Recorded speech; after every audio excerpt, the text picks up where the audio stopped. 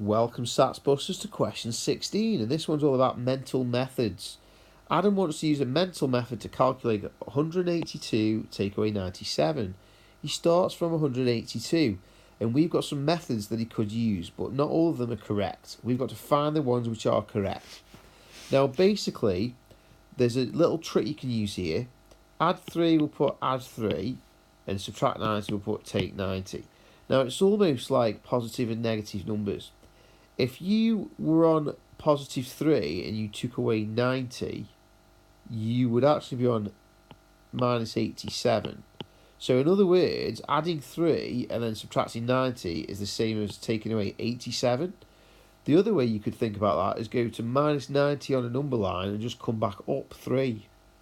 Because starting on minus 90 and going up 3 also gets you to minus 87. Starting on minus 90 and going up 3 is the same answer as starting on 3 and going down 90.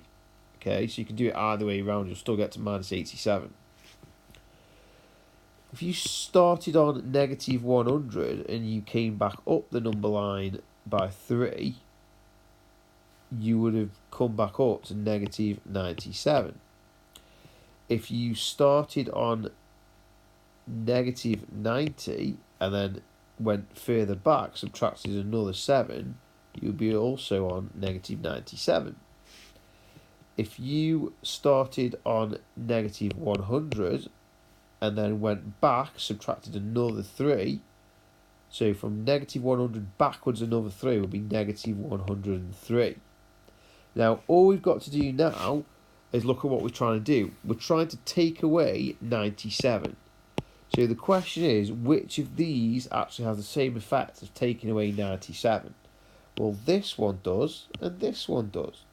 So they are the two we need to tick.